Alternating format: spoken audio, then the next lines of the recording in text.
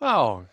Good evening, everyone. Welcome to tonight's 7 for 7 YouTube live event. My name's Kevin Spry. I work with the Professional Development Group at Texas Instruments in their Education Technology Division.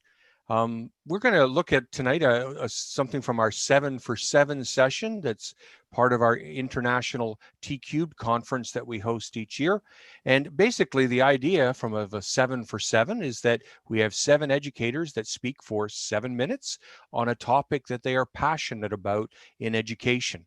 And tonight we're really excited to have joining us as one of our 7 for 7 speakers from previous conference, Mr. Mike Houston. Good evening, Mike. Good to see you.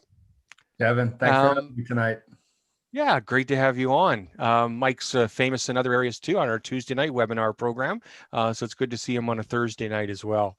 Mike's been a T-Cubed instructor based in Elwood City, Pennsylvania, which is in between, apparently told me, Pittsburgh and Erie, for those wondering where that is. Mike's in his 16th year of teaching in high school mathematics. He's also a co-author of a book published by NCTM, and he also does a fair bit of work with us at Texas Instruments on our webinar program. His book that he worked with NCTM is actually on financial literacy for students in the grades K to 5, kindergarten to 5. It's part of the On the Money series with financial lessons and activities. And it's very appropriate that tonight's session that we're going to see from his 7 for 7 is his presentation entitled Show Them the Money. And we're going to open it up after the presentation for your questions and have a chance to discuss with Mike about this topic. So we'll look forward to that. We're just going to then play the video.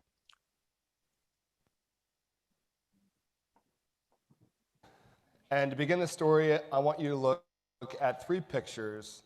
I'll give you about 7 minutes to think about how those 3 pictures, how maybe things have changed in those 3 pictures. Just look at these 3 pictures, take your time, and think about how things have changed. So I know many of you out there. So I know some of you are very kind, loving people. And so you're going to look at these 3 pictures and you're going to say, wow, it looks like this guy got older. Great. Looks like he doesn't have braces anymore. Again, kind. I also know others of you out there aren't as kind. And so maybe you're going to notice that there's some significant hair loss or some excessive weight gain. All those will be true. What these pictures don't show is my finances and how financially comfortable I was during each of those points in my life. So the first picture, top left, I'm a teenager and I have 0 credit card debt, as most teenagers do. The second picture, top right, I'm a teacher, high school math teacher extraordinaire, and I was sitting on $25,000 in credit card debt. The bottom picture, full-time dad, back down to 0 credit card debt. So how in the world does this happen? My dad has a master's degree. My mom a PhD. I have a master's in business. So how does all of that happen and I wind up with $25,000 in credit card debt? So the answer is that I never had a really full picture of financial literacy. I learned about coins, I learned about interest. Yep, got it. But I never really connected all of the dots. So my freshman year of college, I was walking on campus, and there was a guy walking around with a clipboard, and he said, hey, would you like one of those basketball hoops that hooks to the back of your dorm door? I'm like, yeah, that'd be sweet. He's like, just sign up for this credit card. I'm like, no. I'm like, I don't want to do that. He's like, well, whenever you get it, just cut it up. I'm like, no big deal. I'm like, all right, that's a great idea. I get the basketball hoop today. He's like, it's in my bag. I'm like, cool. So I got my basketball hoop, signed up for my first credit card, and did not cut it up. Whenever I first got it, I let it sit there, and my plan was just not to use it. And I had an emergency. I think my girlfriend needed a new pair of jeans, and so I said, I'll pay this off at the end of the month. Well, 10 years, 3 credit cards later, $25,000 worth of credit card debt. So It took me another 10 years to pay off my debtors, to raise my credit score, and to clear my name. So think about your own financial health, right? Many of you may be sitting here with your own revolving credit card debt. And what do I mean by revolving? I'm talking about the amount of money that sits on your credit cards each month after you've already paid your statement balance. In 2018, the average US household revolving credit card debt was almost $7,000. What's even scarier is that number includes many of the households who have zero credit card debt. So take those out of the mix and think about how high that number might actually go. Bless you. So if you can begin to agree that this is a problem, then the bigger question is, how do we address it? I'm a high school math teacher, so I teach exponential functions, and what do I hit? Compound interest, yep. As maybe a middle grade teacher, maybe you teach percents, and maybe you make connections to money, and that's great. And our elementary school teachers are teaching our youngest learners about the value of money, and those are all important things. But is it enough? Where do you think financial literacy belongs? Is it a math teacher problem? Is it a science teacher problem? Is it a STEM problem or a fourth-year math course problem? And I don't think that any of those, any one person should be responsible for taking on that big burden.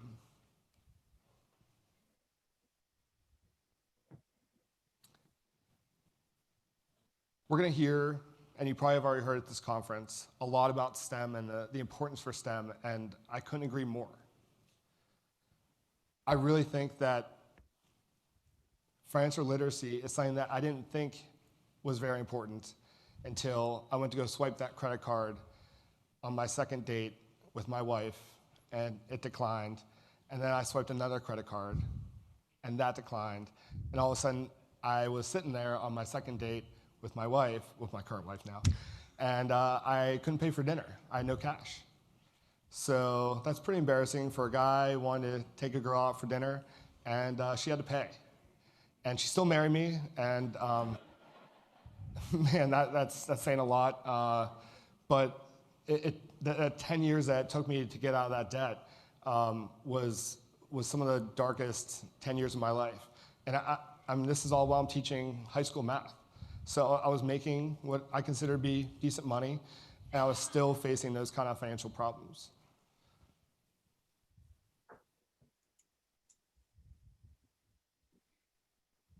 So maybe you know calculus, maybe you don't. My students ask me this kind of question on just about a daily basis. And so maybe they're never going to need calculus in their life, and I certainly can see some students never needing calculus. But I think that they're all going to need to be financially literate, because they're going to need to be able to live within their means, create a budget, protect themselves with insurance, and plan for what may be, hopefully, a very long road ahead in retirement. Right, we just heard from Tracy, and initially she was talking about the increasing cost of college. I don't think that's going to be changing anytime soon. So take the increasing cost for college, take the roughly $7,000, right, that is the monthly revolving credit card debt, and I think that it's more important now than ever that students are financially literate. So the good news is I think we are making progress. Right? If you do a quick Google search, it's not going to be that hard to find lots of schools that teach financial literacy, that have this already in their program, K through 12, and that's really great. And it's even nicer, I think, to see some of the newer schools that are being created, and they are making connections between things that we already can probably agree, most of us, that STEM is really important, but maybe financial literacy is too. And so some of these newer schools are saying, we're going to connect both of these. We're going to connect STEM and financial literacy. So again, you're going to hear from some of our other panelists about how important STEM is, and again, I can't agree more, but I really wanted to insert financial literacy into that conversation. Thank you. Wow. Well, thanks, Mike. That was great to see that again. I enjoyed that. Are you? I know you were. I'll put you on the spot. I knew you were a bit nervous when that first was happening, but it's great to see, and I think it is an important message. You're right about what we see with regards to an emphasis, and certainly understandable with STEM and the importance of it is in the future of our country and for students. But obviously, this idea of financial literacy is something that students do need to be aware of. We're going to ask if you've got questions, please submit them through the chat on YouTube and we will attempt to get to them. And while people are doing so, I just wanted to start with a question. And I really appreciate, Mike, that you sort of really tell a little bit about your history with that. So in terms of finances, if you had to do it over again, is there something that you do differently beyond maybe cutting up that credit card? What do they think you would do? What's your thoughts? Yeah, I mean, hindsight's obviously 2020. So in theory, would I want to find myself again in $25,000 worth of credit card debt and with 3 different credit cards? I think that easy answer is no. But at the same time, I've always been a tough kid to teach, a tough person to teach. I've always had to learn my own lessons. And so I think, I don't know. I mean, had I not got myself into that situation and hit rock bottom on that second date with my girlfriend, now wife, been embarrassed. And I mean, I didn't even have a chance or a choice at that point. I literally had no cash and I had no credit available to me at that point. So I had to start making some changes in my life. And that forced me not just to all of a sudden make a change and start paying off some of those creditors, but also to really think about, well, how did I get here? $25,000 in debt didn't just happen over a short period of time. Again, it was 10 years. So I don't know. Would I do it all over again? That's certainly a tough question for me to answer easily. I think I need to learn a lesson. And unfortunately, there were things that I wasn't able to do. A lot of financial people talk about investing early and investing young. I wasn't able to do that because I was using credit cards inappropriately. So this has really trickled down and affected lots of other things in my life. So to answer your question, would I do some things differently? Sure. One thing that I was thinking about as I was preparing for this tonight is, my dad and mom didn't really know what was going on with my finances. I didn't really talk to them about that. And so I think I would have talked to them. I don't know that would have totally fixed the problem, but I would certainly guess that my parents would have at least stopped the bleeding. And maybe I would have not gotten all the way to 25,000. It would have hopefully been a much smaller number. But that's what I probably would have done it differently, is I would have at least talk to my parents about what was going on. That's good. Well, I think it's a good point when you think of, and I think that's one of the messages from your session was the importance that for young people, there needs to be someone to help them through, walk them through, and see some of the risks and some of the dangers that you can in terms of financial borrowing, and how to be maybe better prepared for that. So thinking of students, how early do you think then should we be starting to teach financial literacy?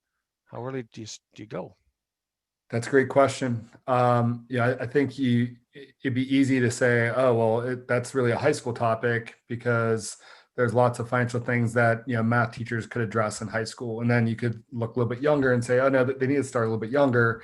And then you could do the same thing in the middle grades, et cetera. And maybe, a lot of people can agree, oh, that's got to be kindergarten. They have to start in kindergarten. But I really think it starts way earlier than that. And I know, Kevin, you have, I think, 5 kids. That's more than I have. So, and you're a math teacher as well. So, what did you do, or what have you been doing with your own kids, trying to get them to learn these important financial skills? I was going to say, first, I thought you were going to head with the fact that with 5 kids, how did I handle financial literacy? That in itself has its challenges at times with that. But yeah, no, I think as far as you're right, as far as children, it is, there's this idea of responsibility and trying to understand, this aspect of being able to save for things. That idea, and I think that's where you can connect it really nicely for a math class as well. But I know for my kids, if they wanted to save for something, okay, what do you want to get? How much does it cost? Well, how many weeks? Beautiful division question. How many weeks? How much are you going to save each week from your allowance? And then how many weeks is it going to take? And if that's too long, well, can you save some more? And then how many weeks is it going to take? And just understanding that. But it's tough.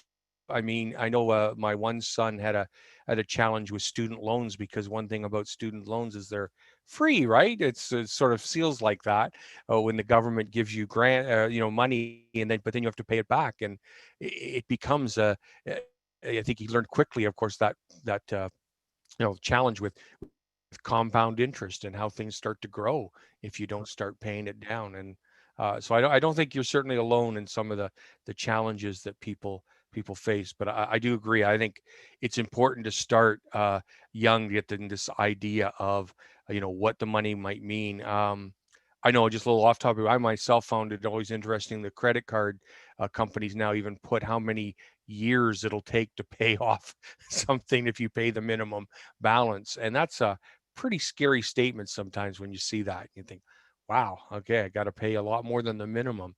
Right. And, With and they that. hadn't, I mean, for me, I started that first credit card that I mentioned for me was in 1998. And in 1998, they weren't, most credit card companies, at least the ones I was dealing with, weren't doing that on their statements. And so, certainly was I smart enough to figure out the math and run those numbers? Absolutely.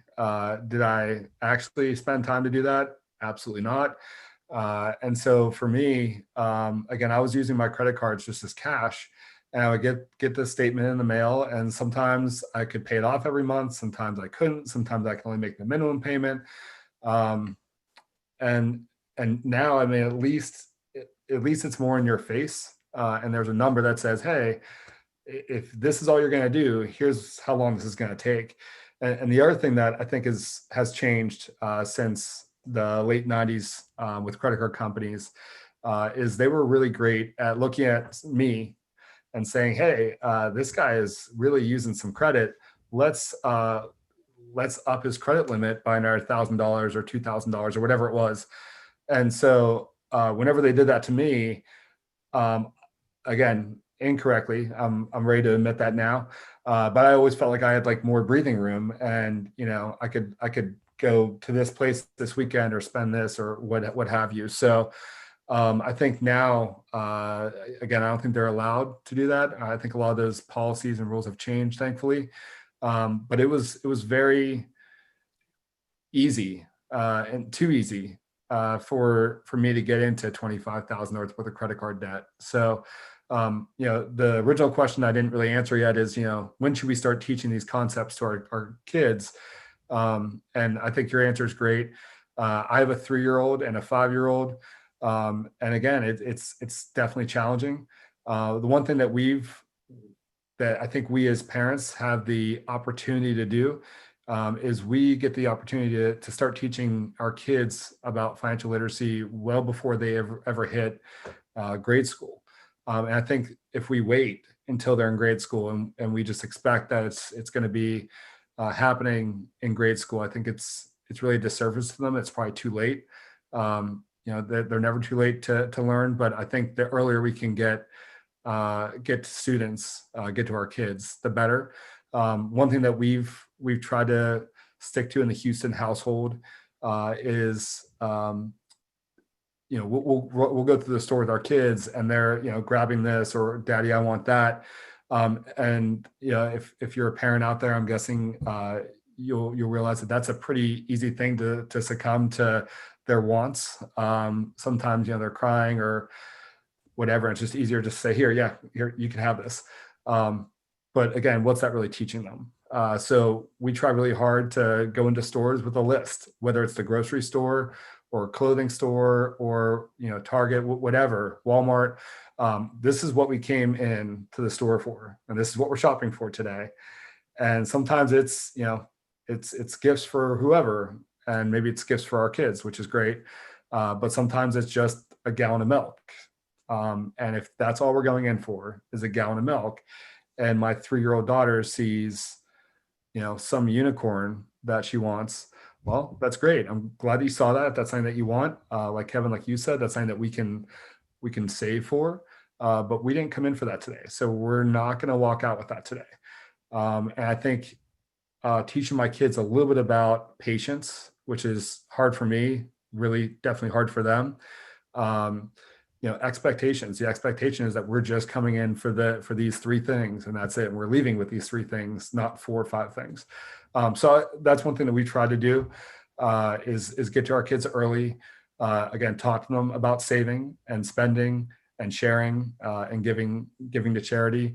That these are all things that are important. And the other thing the other stigma that we've tried to kind of flip, is that we do talk to our kids about money often. And that's something that I think is important. My wife and I talk about money in front of them. We talk to our kids about money. I think it's sometimes been a little bit taboo.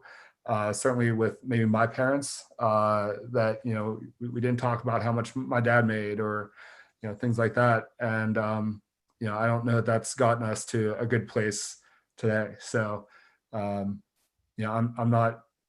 proud to talk about my what I've learned, and where I'm at currently, with anyone. Yeah, I think that is good. And I mean, you just say it, the connection to the math curriculum, even in the earlier grades, is quite strong there. I mean, just even things like you say, putting together a budget and knowing that what you have to spend, and if you want to buy a unicorn, and hey, I get it, I'd love a unicorn too. But what else does that then mean? Because student understanding, if you have $100, 100 or whatever to use, and this takes this many, how many do you have left? Now, what do what do you need to do with that? And what other things do you have to save for, or to have? I think those are valuable. Lots of questions. I mean, one thing I thought it would be a great question to even do, when you look at that credit card bill, how do they figure out those number of months? And I think that is a question that could apply just as easily in the middle grades. I mean, it's just a simple matter of saying, yeah, how much interest would be every month, and then if you pay the minimum payment, start subtracting. How long is it going to take you? I think it's within the grasps of the kids. One of the challenges, though, I think is a good question that we have here, is that what if you're a teacher, and there isn't especially in the high school level, where you've got your algebra 1, algebra 2, geometry, pre-calc, and so on. There isn't a separate class for financial literacy. How do you insert it? What are your thoughts on that? Yeah, that's definitely tough. At least I feel that, as a high school math teacher, I'm already tapped pretty thin. And so, I think to be able to look at, in theory, what I'd love to do with my students financially, I'd have to be cutting out a whole section of stuff that is probably on our state test, or is super important to, continuing math courses later on. And so, that's a big problem. And so I, with a lot of other people, Lindsay Gold, who's the co-author of the book that we wrote, Johnny Ashurst, Jenny Bay Williams, we try to think about a lot of these financial concepts are also really mathematical concepts as well. And so are there ways that we can still teach our mathematical concepts that are important and part of our curriculum, and tested, but spin it in a way that has a financial flavor to it, where their students are learning 2 things at once. They're learning whatever those math skills might be, but they're also learning and using and talking about things that are financial as well. And so I think to think that you're just going to remove a section of your algebra 2 class and insert a gigantic financial unit, I think it's unrealistic. But if we're talking about algebra 2, and again we're mentioning exponential functions, it wouldn't be that hard to just ask students, any idea why exponential functions are important outside of Algebra 2 in the real world? Maybe some of you might have a bank account, and just start showing them some of the easy differences between, again, vocabulary terms like simple interest versus compound interest. Why do we want to earn compound interest and not just simple interest? It doesn't have to be this week-long or month-long spiel. You can do this in a class period, or it doesn't have to totally break from what your lesson plans already were. I think that you can slowly start to keep on hammering away at a lot of these financial concepts as you're teaching your math concepts as well. That's great. Yeah. You made me think of one of the things I'm sure you probably did it too, where when doing something with under compound interest was getting students to work out mortgage payments and looking the difference between a 15-year mortgage and a 20-year mortgage and a 25, and how much interest is paid over time. And, I remember thinking if I got students to realize that if you can shorten your amortization, you can save yourself tens of thousands of dollars. And I've always felt like if that was one lesson they came away with it, and hopefully it helps them. Sure. But Yeah. yeah, I think those are great things to try. And you're right. It's a shame in a sense and there may be some out there that have are in districts and in areas where they do have a course. I've always feel like I wish there were more of those. You almost feel like a basic financial literacy course for students. I'm going to put a plug in you too. You've mentioned your book, so people can see it. I got a copy of it. Actually, I'm lucky. Mine's autographed even. Oh, we all have our copy. I even got an autograph. Thank you. I got The author, the authors. I have a Yeah. pile of 100 of them behind me, so I can grab one. Okay, good. All right, but it's a great book. We've got a couple minutes left, and there's a question I think would be interesting. How did you get into being an author? Yeah. How did that happen? Just Again, curious. great question. I never thought I would have the chance or the opportunity, or that I was smart enough to author a book. I got to know Dr. Lindsay Gold at the University of Dayton, Johnny Ashurst, Jenny Bay Williams, all through a lot of my work with Texas Instruments. We became friends, and what I didn't realize at the time is that Dr. Lindsay Gold lives in these two worlds. One being she's a former K-5 teacher, but also now teaches at the University of Dayton. And so she has these two unbelievable amounts of experience in these two worlds, and also cares a lot about financial literacy. And so realizing that there isn't a lot of great resources for financial literacy available, especially in those K-5 grades, it kind of sparked this idea. Well, maybe there should be some resources, and what would they look like, and what do K-5 teachers need? And so the On the Money book series, there was already a middle grades book written and a high school grades book written, and they're both great. And there was not a K-5 book, and Lindsay really wanted to fill that gap, and so she got together with, again, me, Johnny Asher, Jenny Bay Williams, and really put together a great team. And she was extremely patient with me because K-5 wasn't in my natural wheelhouse. Again, I'm a high school teacher, so I learned a lot in the process. Awesome. It's great. Well, we have a question from Natalie, and I think I know. Well, she said, "Where can you get the book?" I got mine. I purchased mine from NCTM. She asked, Yep. "Is it on Amazon?" Do you know? I haven't looked.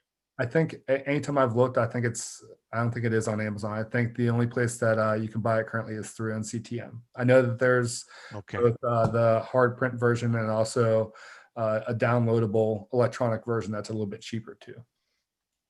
Yeah, that's right. I have seen that. So for those of you who want an electronic version, and I think it's great. You're right. There is a nice, as Mike's mentioned, if you're looking and you're not a K-5 teacher, but there's a whole series all the way up through to grade 12. And I think they're all excellent books and great activities designed for students and teachers to follow through. And I'm looking through, put a little bit of a plug for you, Mike. It's a great book. Lots of detail for people in terms of how to work with their students on that whole area, and including reproducible, like it's hard to see on a camera, but sheets that you can copy and print and hand out as well. So it is a great resource.